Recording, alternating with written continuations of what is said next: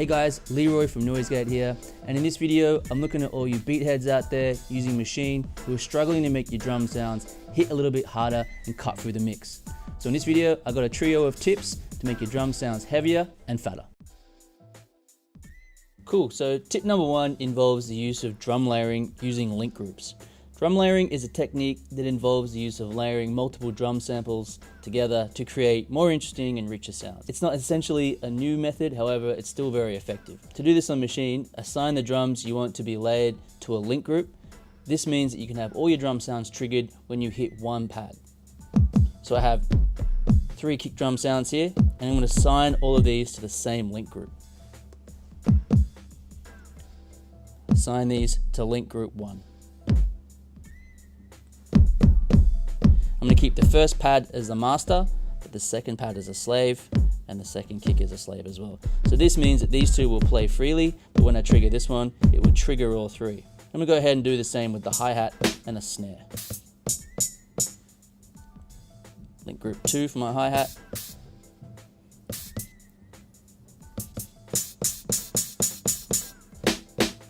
And my snare.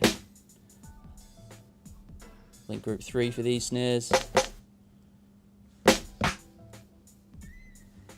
Now I have 3 kick drum sounds, 3 hi-hat sounds, and 3 snare sounds all laid together, giving me a much beefier and richer sound. Tip number 2 involves the use of the Transient Master.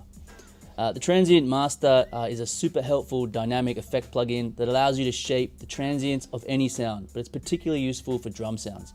The Transient Master comes bundled with Maschine software, so if you haven't checked this out, you should totally get on it. I'm going to apply the Transient Master to my kick drum sound.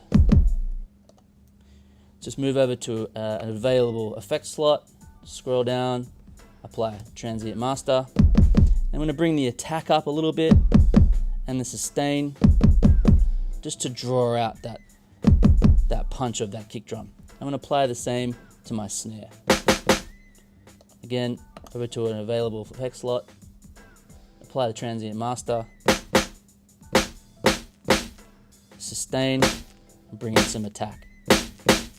You can really hear how that brings out that richness of that snare drum.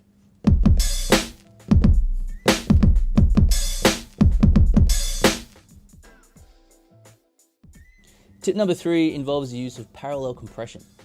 Parallel compression is another commonly used method for making your drum sounds pop and sit well in the mix, and it's something I definitely recommend trying out.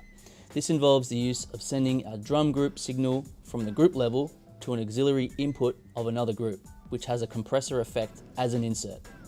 So essentially, I'm sending my drum sounds from group A into a compressor on group B.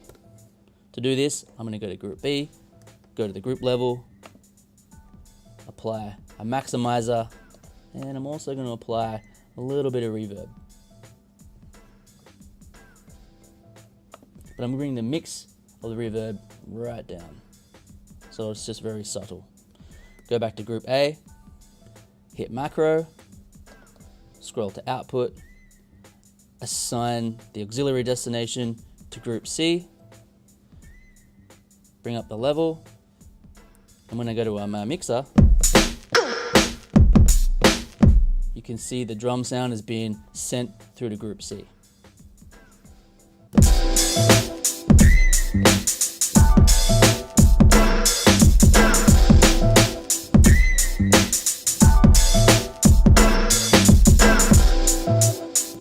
Thanks for checking out the video, guys. If you have any questions, leave them in the comments below, and be sure to subscribe to NoiseGate.